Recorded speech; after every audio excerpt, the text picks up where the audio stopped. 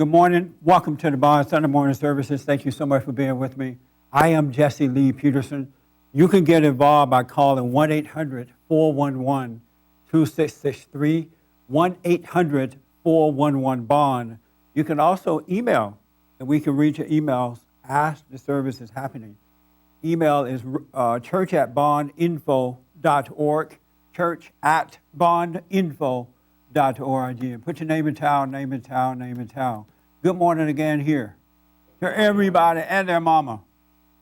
My voice feels tired because I got in late, went to bed late, and but I'm here. The subject today is, are you a good witness? Are you a good witness? All right? That's what we're going to, unless you have other stuff on your mind, of course, you can bring to my attention. But are you a good witness? Yesterday, I was up in Sacramento, California. I spoke at the Eagle Forums conference. And the Eagle Forums is a group of conservative women. And they had their statewide conference this past weekend, and I was one of the speakers. Interesting thing, a lot of things happened, but on my way back, remember last week we were talking about how we are influenced, and people think that they're in control of their own lives, that they're making their own decisions, but you're really being influenced by everything, with every thought and everything that you do. Every little thing that you do, something else is influencing you to do it. But because you're unconscious, you think that you're making those decisions. So I had this little thing that happened to me yesterday that I never paid attention to before, that I can remember. I'm sitting at the airport on my way back to L.A., and I was thirsty. So I went and bought, Doug and I went and bought a lemonade. So we bought this lemonade, and I'm sitting there drinking the lemonade. Doug finished his first. Doug is my assistant. He went with me. He finished his lemonade first, and he went back and got another one, and you could get it free, a free refill. And so Doug went and got his free refill, and he came back drinking it. And I said, did they give you that free? He's like, yeah. And I was a little surprised because the airport is so expensive, and I didn't think they gave anything away. And so he said, yeah. I said, oh, okay. And then right away, Satan told me, you can go and get another lemonade now. Because I had paid $2 for the lemonade, right? And I was thinking, and I said, no, Satan, I don't want another lemonade. You know, I could barely finish the one I had. I said, I don't want another lemonade. And then he said, well, you paid $2 for that lemonade, and you knew it was too much. Because it was a medium size. $2 was too much to pay for a medium-sized lemonade. And I said, oh, that's true, but I don't want no. And then Satan said, it's free. The refill is free. And at that moment, I felt like I wanted to go back and get another one because it was free, right? And then I realized I really don't want another lemonade.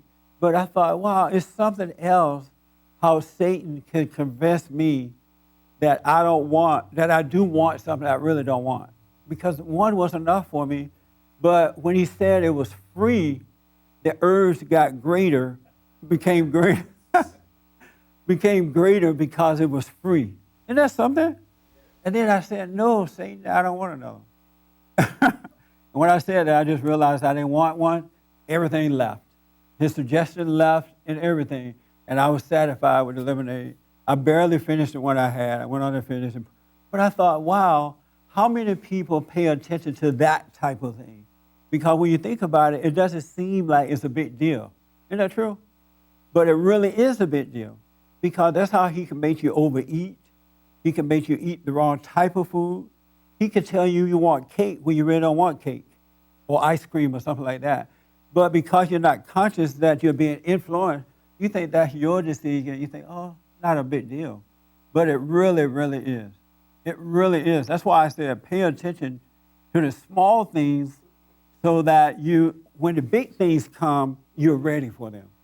But if you're not serving God, if you're not been born again, if you're not being guided by the light, you are being guided by the darkness in every area of life, everything that you do. The Bible says that Our battle, we wrestle not against flesh and blood, but against spirits and principalities and wickedness in high places.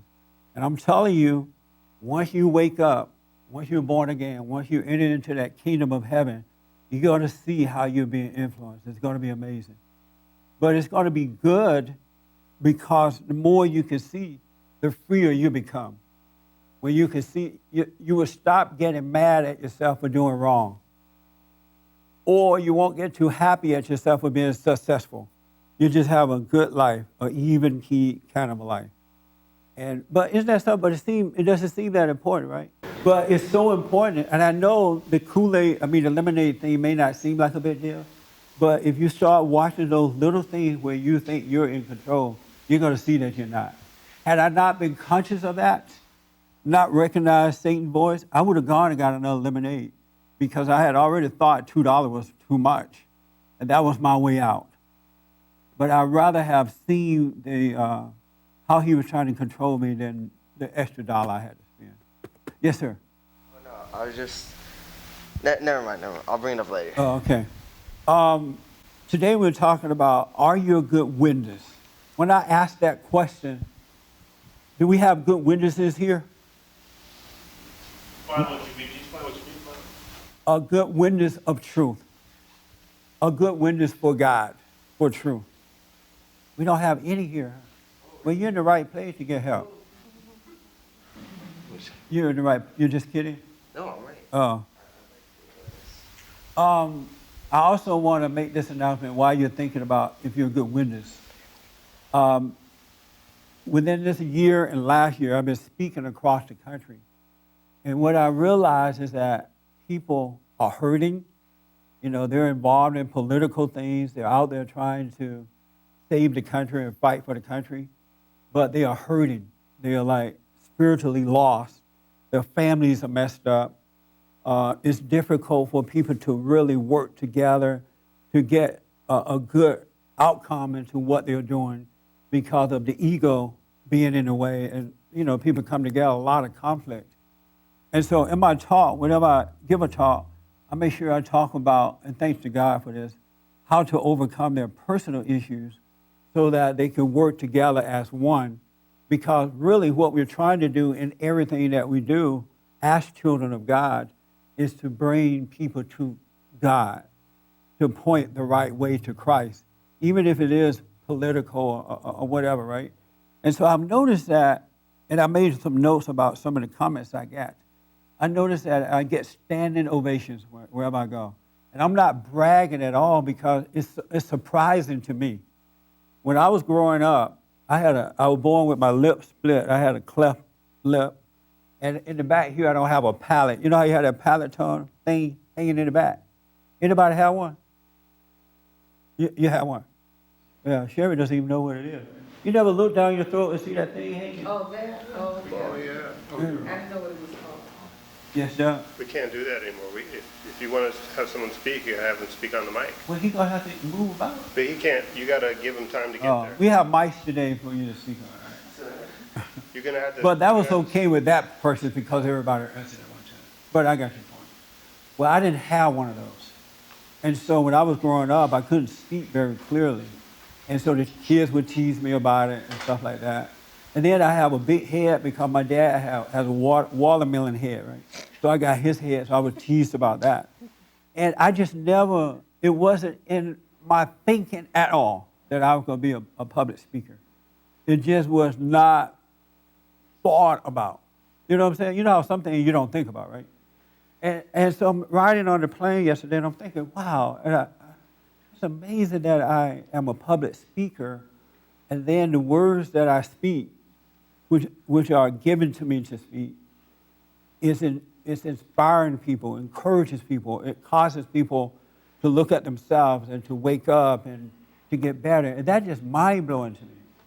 It just, and I know for a fact that had not I was able to overcome my anger, had not I forgiven so that God can forgive me, I would not have seen my purpose in life because this would not have been one of the things that I've been thinking of. But because I was able to forgive and God forgave me, He showed me my purpose in life. And I'm not an educated person. I'm not like the regular kind of guy.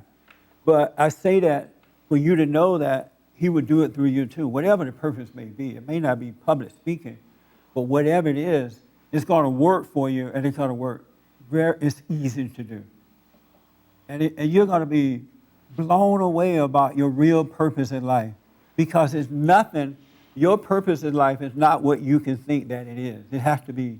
The Bible says that your purpose will find you. Your gift will find you. You can't find it. It will find you. But it's never going to find you as long as you're children of Satan.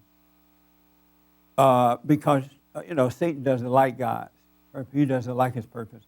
And as long as you have any anger at all, any iota of anger, he's not going to help you.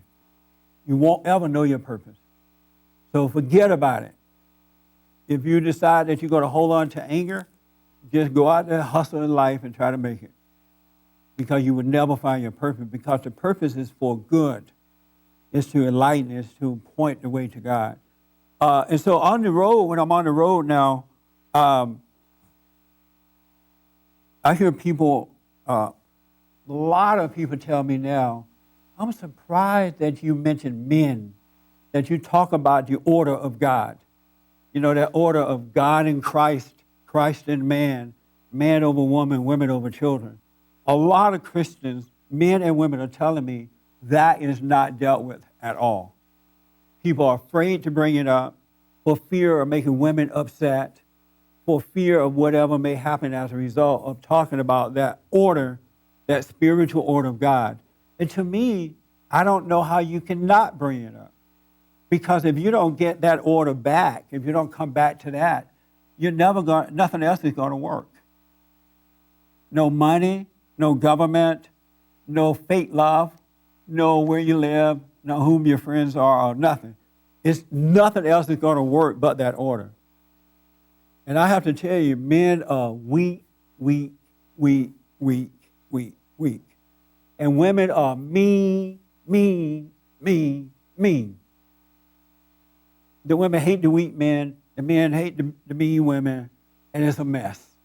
And I hear it everywhere I go, and it's because people won't tell the truth. They won't tell the truth. I have men and women coming to me all over the country saying, I go to church, I read the Bible, they're telling me this, just in tears. They're saying, I read the Bible, I go to church, I pray, but I'm still lost. I confess Jesus as Lord and Savior, but I still have conflict. I don't have perfect peace. And it wasn't until they heard me say, you got to forgive.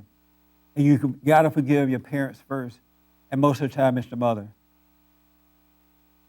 No one has really pointed that out. That's the one thing that have them locked in hell, is that unforgiveness. There's somewhere in the Bible where God said that when you forgive, and I'm not quoting it exactly right, so forgive me for it. When you forgive, then you shall hear from me. Or when you forgive, then I shall forgive you. Something like that. Until you forgive, truly, spiritually forgive, not with words, but in spirit, you're never going to know God. You're going to be empty. You're going to be faking it, trying to make it. And I'm hearing this all over the country with some good, nice folks who really want what's right. It's a spiritual, it's a spiritual birth that you're looking for. And my message is not, I do a lot of political things as well, but even when I speak political about politics, I mention the spirit first, because if we could get men and women right with God, we could affect politics in a good way. Really, because the power is in us. It's not in the children of Satan. Children of Satan has no power. That's why they have to lie and intimidate or try to seduce you. I had a situation where we tried to put on a Tea Party rally, and we had a woman who said, oh, I want to help. This is the information that I was told. I want to help, right? And they said, okay, you can help us. And according to the report that I got, The woman went down and got the permit for the tea party. And then once she got the permit in her hand, she started making demands that we could not meet. And because at first she would just pretend that she wanted help, a volunteer that wanted help. When we wouldn't meet her demands, she wouldn't give us the permit. And then, so we said, okay, we're not going to do the rally, right? And so we wrote a letter about what happened in detail as to what happened so that people would know why we didn't have the rally. Then this woman showed up at one of my speaking engagements. I didn't know who she was. I'd never seen her before. But she showed up at the speaking engagement. And she told me her side of the story. She was all crying, boo-hooing, talking about her troubles and what she had gone through. She's a foreigner. Well, she's from Iran or somewhere. What? Iran. She's from over there, so she's talking about all this stuff she went through. Oh, my mama, my dad, and everybody killed, and all that kind of stuff, right? And so I said, oh, okay. Well, here's what I'll do. I want to get you and the other person together so I can get both sides of the story together. Let me tell you this. God said that when you have issue with someone, go to that person. Don't go to mama. Don't go to daddy. Don't go to your friends. Go to that person and try to work it out. And I'm telling you, I'm learning every day. The worst thing that you can do is go to another person about somebody else with your problems. Because they're going to lie. And then the person going to feel sad for you and give you bad advice. Or maybe a friend that would take your side anyway, even when you're wrong. And so anybody who goes to another person when you have issue with your fellow man, you're of your father, the devil. And I would never, ever trust a person that would come to me about someone else and unwilling to meet with that person because they're lying. Why y'all look so guilty? This is an uplifting thing. And so I told this woman, I said, okay. And plus she was like telling me all these wonderful things that she could do to help me in my organization, what we're doing. You know, we have TVs. We can have you on TVs around the world. I got a lot of money we can donate to you and all that kind of stuff, right? And then at this event, she did donate $1,000 and bought my materials and everything, right? And then she tried to get me to come speak to her group. Come and speak to my group right away, because you can make a lot of money. And I'm thinking, wow, this lady is up to something. I didn't quite know what it was, but when people want to manipulate and control you, they offer you something. When men want to get in bed with women, they lie to you. They make you feel, oh, you're so beautiful. You're so, you're just, yeah. You see that in high school all the time. See? You're so nice. Guys just going around, you're so beautiful, then they walk over to the next girl, oh, you're beautiful. Or they just like, they'll just manipulate girls so easily because they're so up in their emotions that they're just like, he called me beautiful, oh my gosh. And then they're just like, then they love that guy. Like, it's really bad. And then Isn't that like, amazing? And they call that love too. And I'm like, that's not love, I'm sorry. No, it's not love. Yeah. But what they're doing is building on your ego. So this woman is trying to build on my ego, I'm sure now. So I said to her, okay, before I speak at your group or do anything, and by the way, thank you for the $1,000. We can use it. I want to meet with you and this other guy that was trying to put this thing together. She's like, no, I don't want to meet with him. He's not important. You are. She said, I'm important. Because I'm the one that's out there, I guess. He's not important. I said, look, I can't work this problem out. We can't get a resolution to this problem until I can bring both of you together. I'm not going to take his side for it totally and yours. We got to come together. And they both refused to meet together. And so this woman I guess she got mad because she didn't want me to write a letter. I see maybe all these promises. She wanted me to rewrite a letter, send it out there saying that we were wrong or she's a nice lady, right? And I said, no, I can't write no letter until I get both of you together. So the woman showed up in my office on Thursday and acted out, messing with Sherry. I mean, just carrying on. And Patrick had to end up throwing her out. She and her friend out. So I called her up on the phone. I said, if you ever come to my office again, you'll be arrested on sight. You and your little friend, whomever she was. And I realized now that this woman was lying all along. She was trying to buy me off so that I could write a letter to make her look good. And I'm saying to God, you know what? Thank you, God, that I'm not into this thing for money. I'm not into this for ego.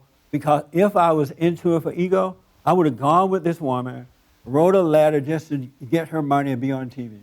You have to let your ego die. And I'm running into people around the country who, when they hear this message, they love it because they have not been told about that before. I mean, these people like crying and they come up to me in private, tears running, men and women. They are loving this message of forgiveness and salvation. Not just reading the Bible to them or going to church or giving them, taking up collection. It's really about being born again. We had a woman, was it a man or a woman that came in and wanted to know if we had a choir? A man came in, stopped in during the week, and he wanted to know about the church. And he asked if we have a choir. He said no. He said, okay, now I got to go. He wanted a choir in the church before he can come to it. And the only thing that a choir can do is make you feel good. It's like going to the club on Sunday morning. That's all it does. It works your ego. You lift up holy hands. You dance and you shout. And you go home and you're still messed up. But you're feeling good. But you're not changed. You have not changed. You have not found what you're looking for. You don't need a choir at church. If you want to hear some music, play a record at home or something. So here's why I'm telling you this. I am taking this message to the road, on the road. We're going to be on the road more than we're going to be here. And I'm looking for a conference coordinator who can travel. And I want it to be a woman because I need a woman who can control the staff of men that I have. Like most of the men who are working on the engineer and all them are all men, I think. Are they all men? No women work on our, right? Nobody knows. You're not sure if they're men.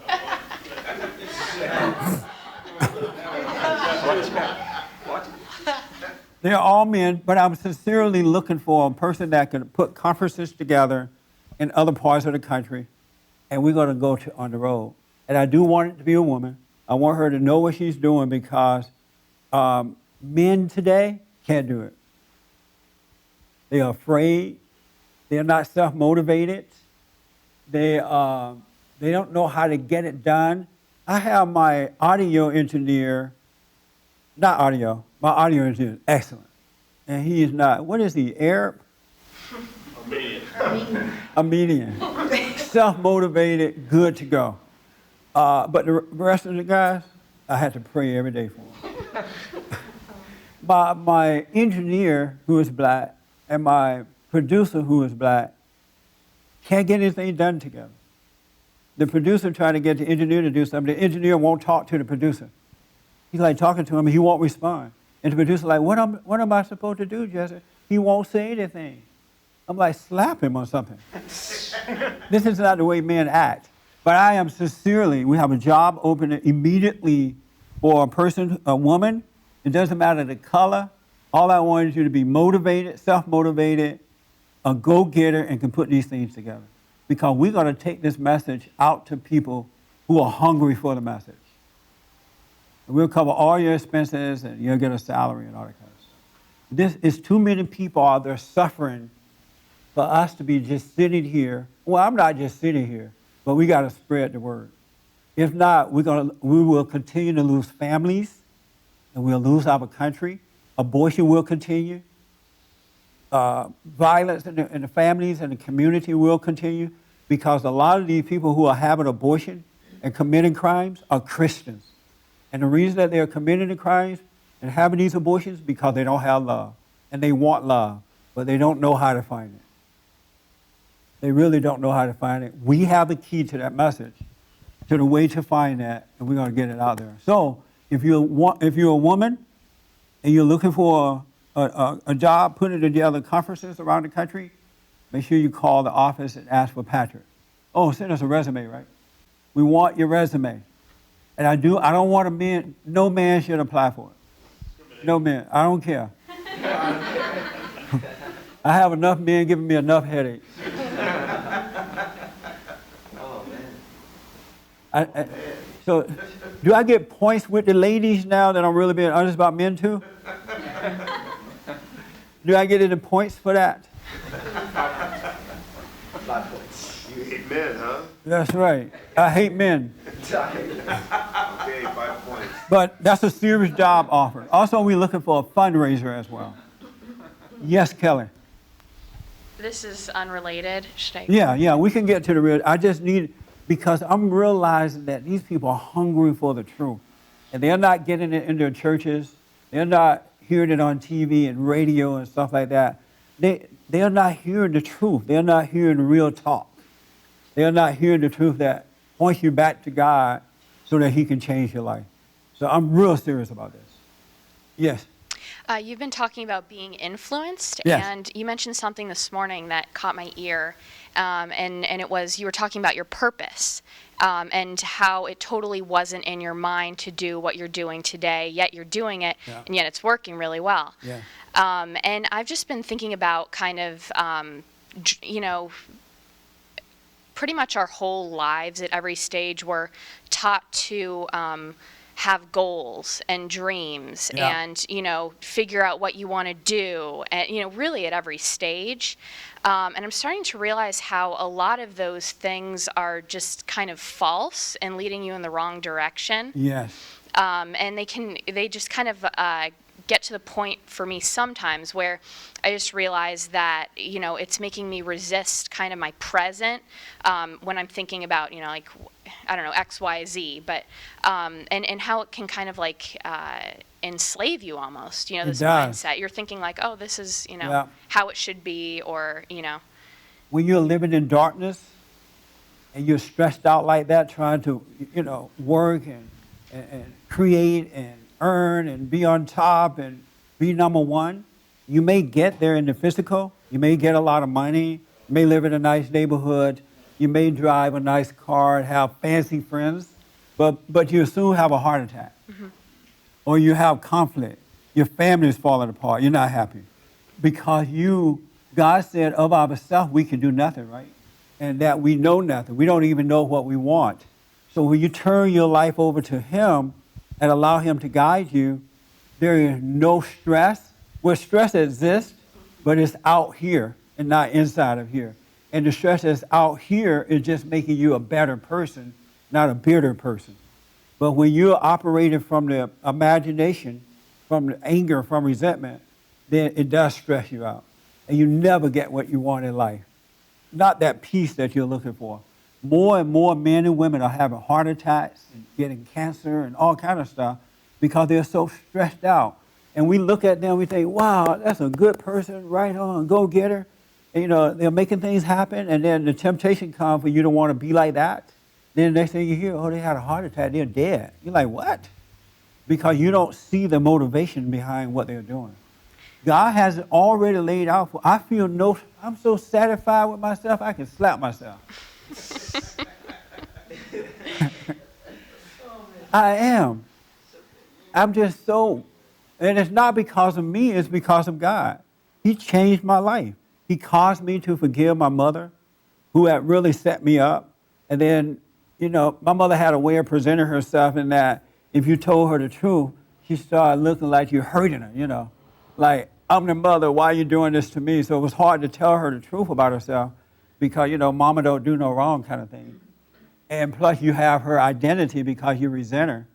But when He allowed me to see that it was my mother that I resented, and He allowed me to see that I needed to forgive her, not knowing what's going to happen once I forgave her, I went and forgave her. And when I forgave my mother, it was the hardest thing that I've ever had to do in life. But when I forgave her, He forgave me, and I've not been the same. He took away all of that ego drive that I had. And he took away my doubts, my fears, my worry, or my need for a friend, or my need to be in a love relationship, all that crap. He took it all away and gave me perfect peace. Perfect peace.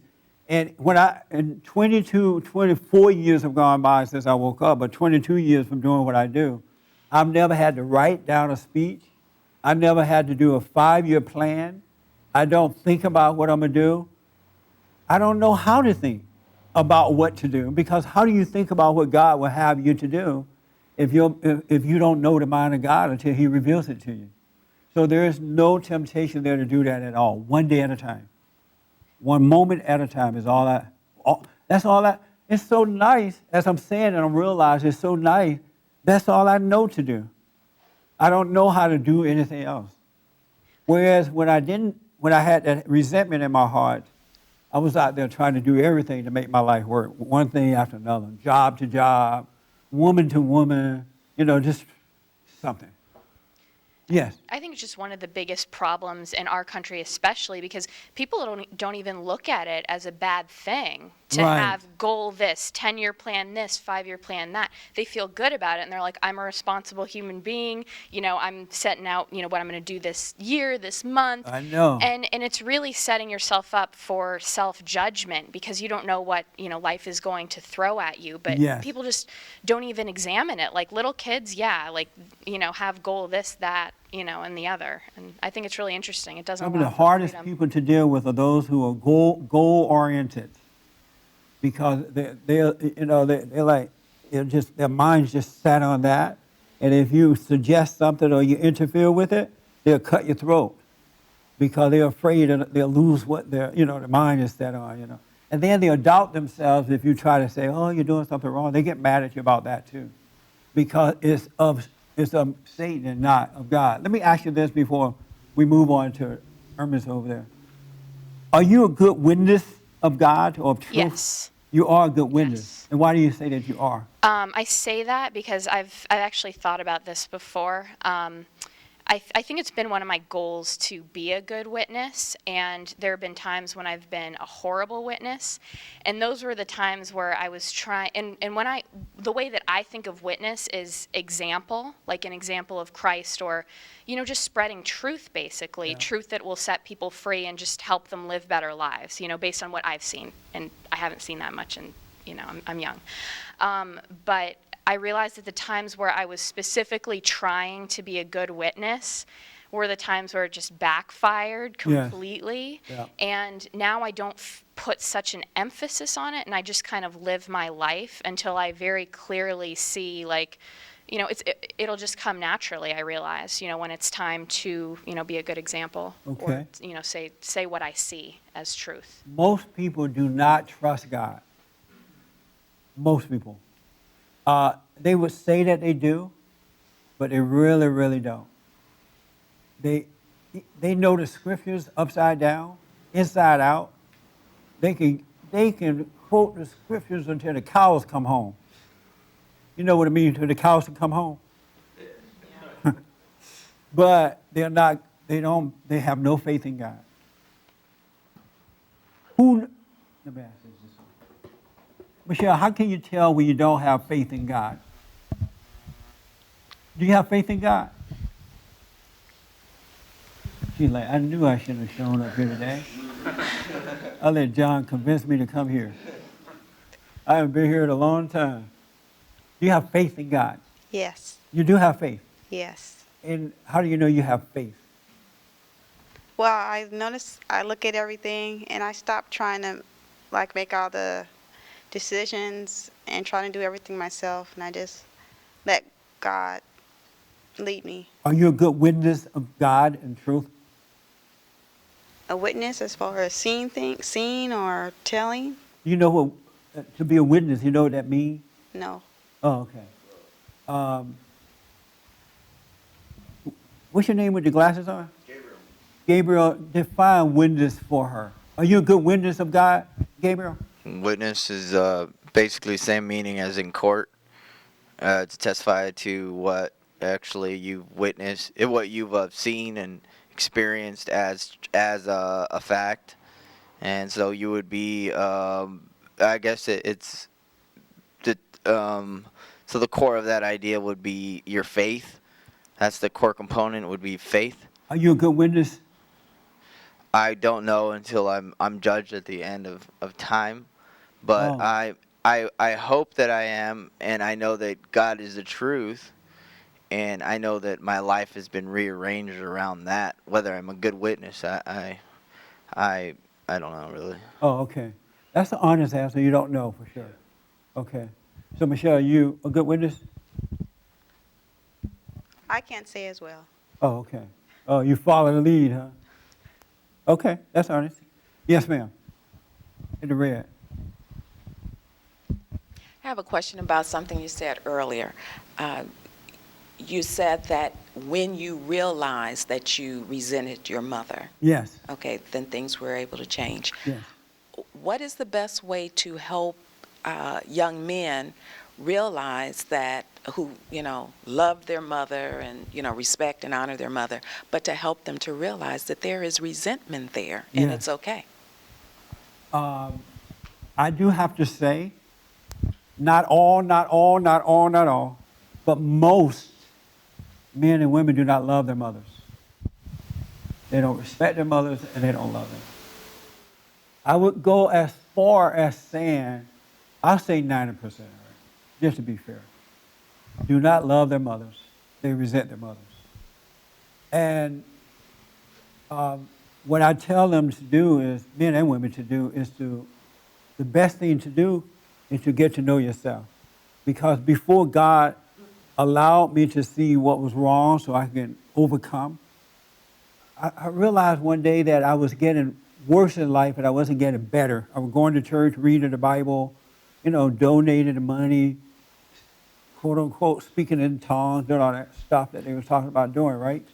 And I realized, wow, I'm not getting better.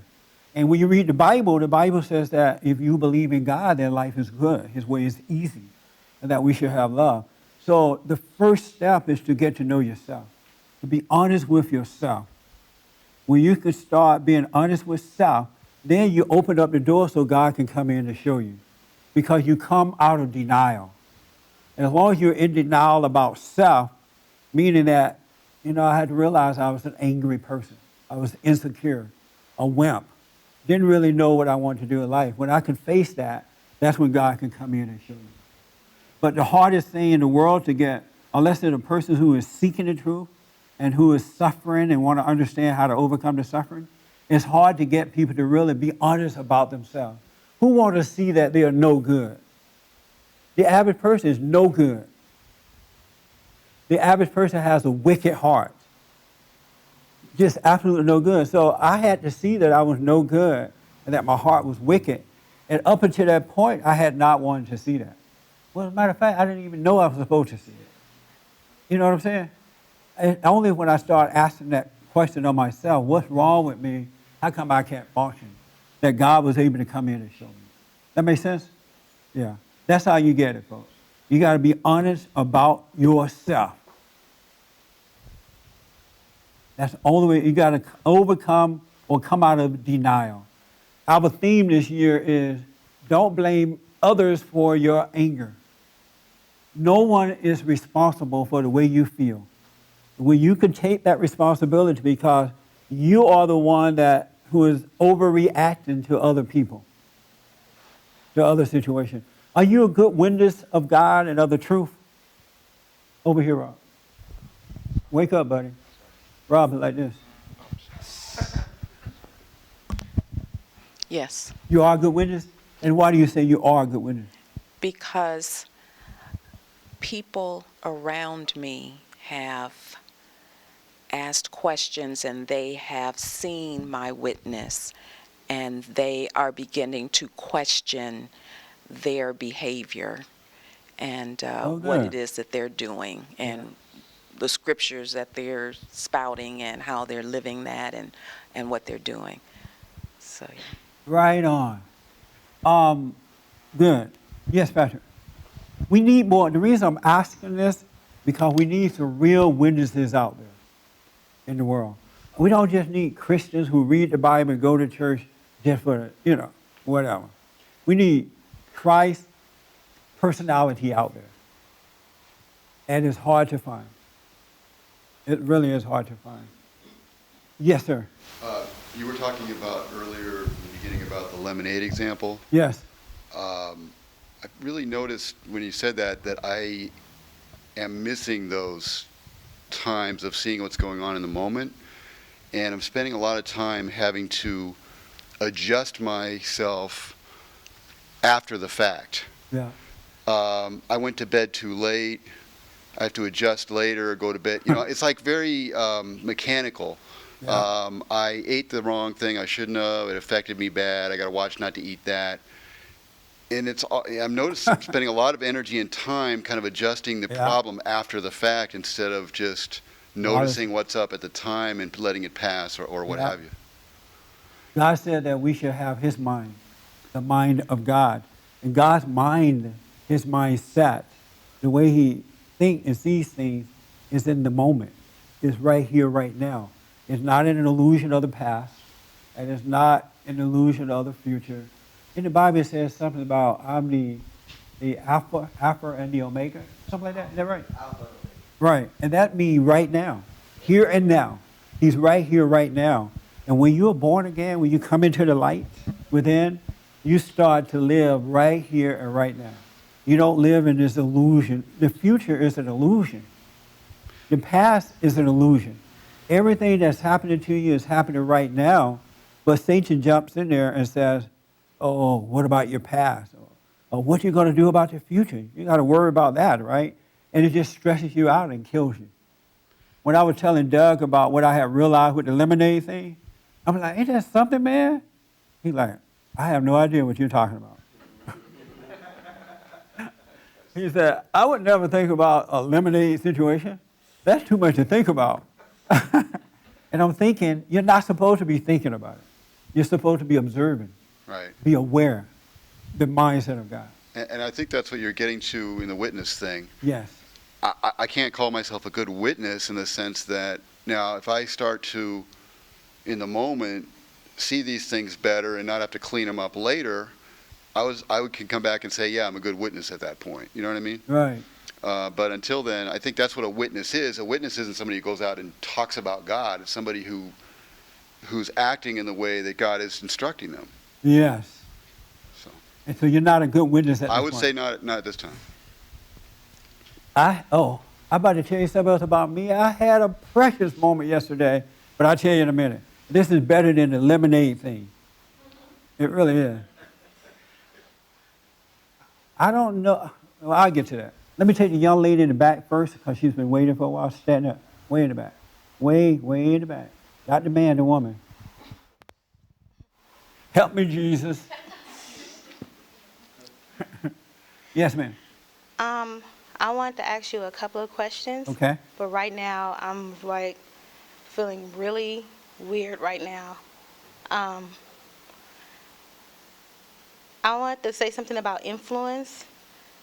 And it's like when you came out here, it's something that brought up a fear inside of me. I don't know what's going on. And it's something that's trying to make me mad at you for some reason.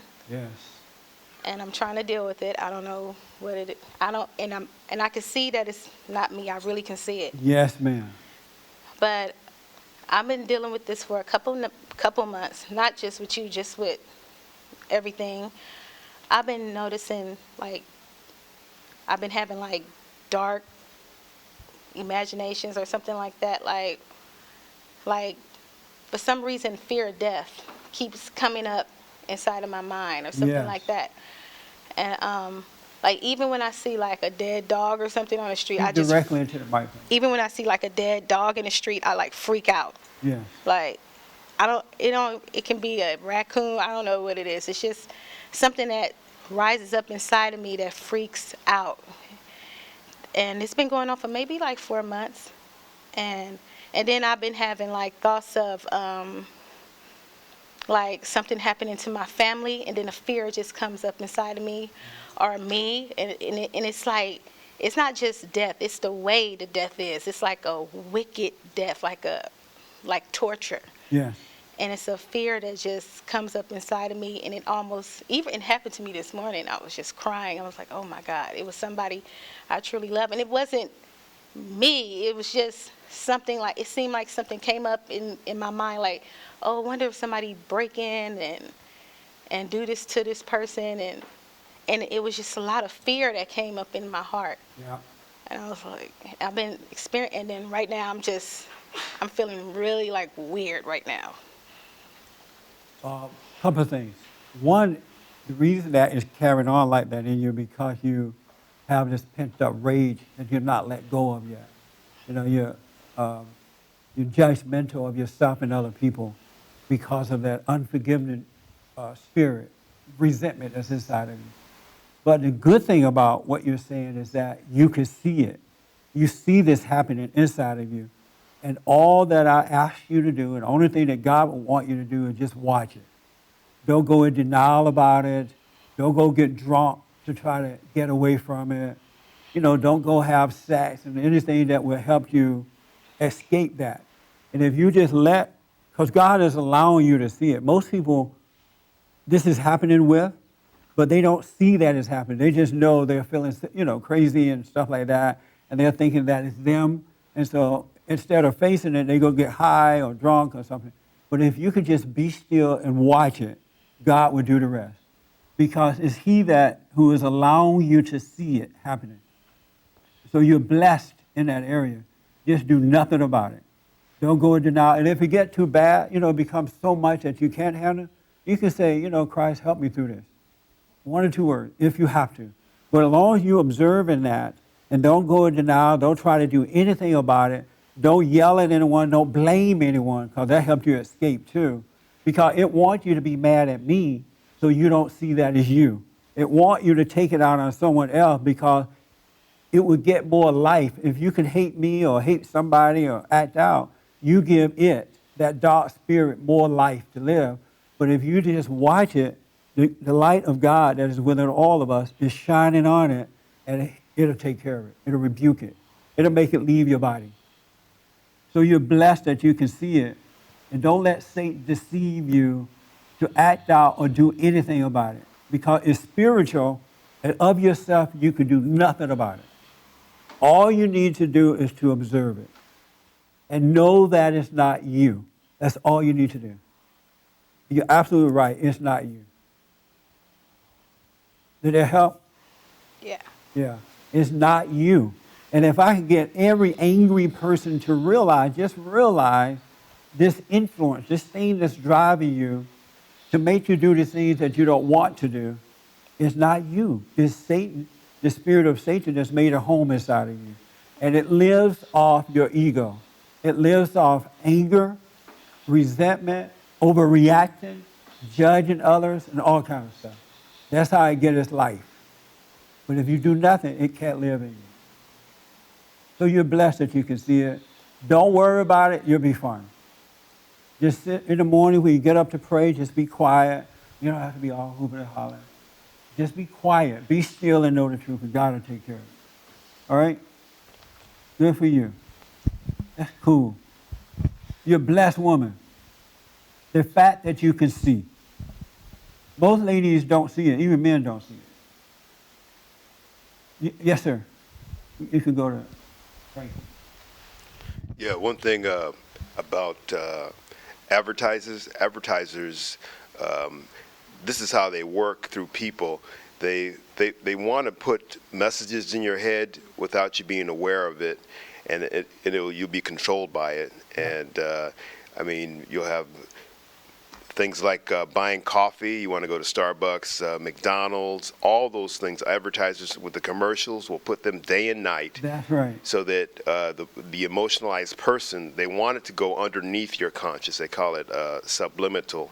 So it controls you, and you'll buy their products. To add to that, last Sunday we talked about that as well, how we are influenced on the outside too. You know how the children of Satan, when they want to get you to overreact or do something, whatever they want you to do, they use certain words like racial profiling. when it's pertaining to black people, Hispanic. They say racial profiling, and everybody go nuts. They do. They go and kill white people because that word just made them unconscious, and they don't see what's going on. Or they'll use words like, if you're saying something about women, you can't say that about women. This is a woman's right. Everybody goes silent. Or you hate women. And then they'll give a woman $3,000 for condoms because you can't say anything about women. It's a hypnotic word now. Or about the gays. You say, oh, homosexuality is wrong? They call you a homophobic or something like that. You shut down because you think they're going to take your jobs away from you. They're going to label you this or label that. But when you're conscious, when you have the mind of God, none of that matters. It really doesn't, because you're not, the one thing that you're not subject to when you're of the mind of God, we've been born again, are words. You're not subject to words at all. Isn't that nice? They can call you Uncle Tom, Hunky, Cracker. Are you a Cracker, Tom? Oh, I said, you ever been called Cracker before? You look like a cracker. I've heard. Oh, you're a redneck. Oh. I've been called Uncle Tom. I have an Uncle Ruckus, and I'm an Uncle Tom. I'm white on the inside, black on the outside. But words don't move me. It really don't. And I used to be affected by words. I really did. But words don't bother me at all. I like the voiceless word, not the voice word. That's what I'm subject to now, the voiceless word. God's words, God's voice has no words to it at all. It's knowing, it's an awakening. I believe that I'm becoming a good witness because I've noticed that one of the number one thing that God requires us to do as children of God is to love our fellow man, love our brother, love our enemies, love our sister. And the way that you know that you have love, even for your enemy, there's nothing they can do to get you to overreact to them or get you mad at them. There's nothing they can do to you. But when you don't have love, you can get ticked off just like that. All in the name of Jesus. And then you make excuses for it. But when you are a good witness, you don't overreact to the world around you, and you don't take personally anything, no matter what they say, no matter what they do to you. It just rolls off your back. And it's not you, but it's the Christ that's in you that causes these things to happen. I'm a living witness to that, because I used to be an emotional, messed up person. Yes, sir, real fast. And like you also like tell the truth about people, like you're not afraid to like, even if the person's like super big and like gonna beat you up, like you will still tell the truth about them because like God's got your back, and like you feel like that person's like always like right there, and you're like nothing can stop you. Like, and you're telling the truth with the intent to help, to enlighten, help, not to hurt. It's impossible to be honest with your brother or your sister or your enemy when you're of God. You cannot want to hurt them. It's not in you to want to hurt them. You're absolutely right about that. Great thing happened to me with one of my sons yesterday on the phone. While I was up there, he called me. I have a son who tried to bring the family together because we have family issues. Like everybody kind of nuts right now. And he had tried to pull together a meeting. But when the meeting was about to happen, a few people decided not to come. And so he was mad at me for not being able to pull everybody together to this meeting. And I have been trying to tell him, I can't make people do things, I advise people, let's get together and work stuff out, but you can't make people do things, right? And so he was like, we were on the phone for a while, and he was like, well, I'm just not happy with you right now. I'm just upset. I don't know if he used the word upset. And so I just let him talk it through and stay busy in my head, just tell me all this crap. But I let my son talk it through. And then finally he said, you know what? I just realized, I told you a couple months ago that we put everything on you, but we never consider you. We never, we don't realize we got to take responsibility too, something like that. He said, I just realized that I'm trying to put this on you, thinking that you can just make people do things. You're right. You can't make, even in your own family, you can't make adults do anything. And in that moment, he was made free. And I'm like, wow, that's so cool. Because the devil telling me to go off. You know how the devil tell you that, right? But I was patient with him in the way that God is patient with me. And he's like, wow, I just finally understand what you're saying. And then he told me, I got to go back now and try to do something about your reputation because I told somebody else about this. And I'm like, this is why you're not supposed to go to other people about other. If you've got a problem with the person, go to that person. Because you may be seeing it wrong. But you're putting this stuff out there, and now the other judgment person going to tell somebody else, and this person did go and tell somebody else. I think they called Sherry. Remember they call you? But I'll tell you later. But the point is, he was able to see, and he's like, wow, once again, you allowed me to see by being patient with me. And I said, you know what I want from this? I want you to be this way with your children. The way you and I are, the way I am with you, the relationship that we have, I want you to have that with your children, and you would never have a regret. Because it's that type of love that draws the children to the Father, when you have that kind of patience. And that's what draws the children to the Father, boys and girls, men and women, to their fathers, when the fathers can be patient with their children, or anybody, but especially children, and don't take anything personally. Just understand and watch so that God can give you the right information to give to them. That's what we need in this society today. We need fathers to love God with all their heart, soul, and might so that they can love their families and guide them as Christ is guiding him. That makes sense? Yes. It is not happening. It is missing. It is absolutely missing. Yes, Shay. Can I talk without the mic, or do I need to talk with the mic? Okay. I thought about that father-son thing, and I thought of something to tell my dad, like about how every time he's angry, he has an excuse about it. Yes. For, he's right for being angry, or my mom makes up an excuse. A little louder for me, Jay. Or my mom makes up an excuse for him. Yes. But then I didn't tell him, and then I was thinking later that same night that I didn't tell him that I was mad at him for not coming to me to talk rather than me coming to him. Yes. So, but it was like weird because I'm grown and I should be able to approach him by now and just say whatever is on my mind that I suppose that I see or whatever. So I've realized that I'm not a good witness because the few things that I do see, it's hard for me to say it, and every now and then when I do say something, it's kind of with an intent to get back at somebody. We have 1 minute. Some of the worst witnesses, well, not some of, the most worst witnesses on earth today are Christians, most Christians. They are the worst witnesses.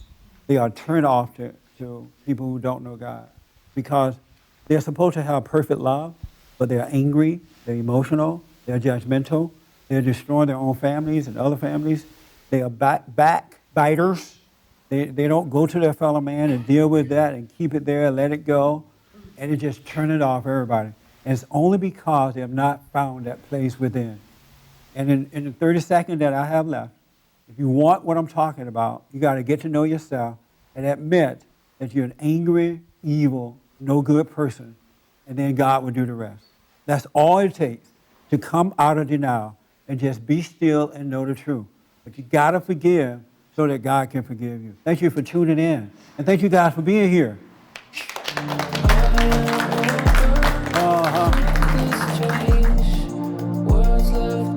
For more information, to purchase a copy of this program, or to make a donation, visit us on the web at bondinfo.org or call 1-800-411-2663. That's 1-800-411-BOND.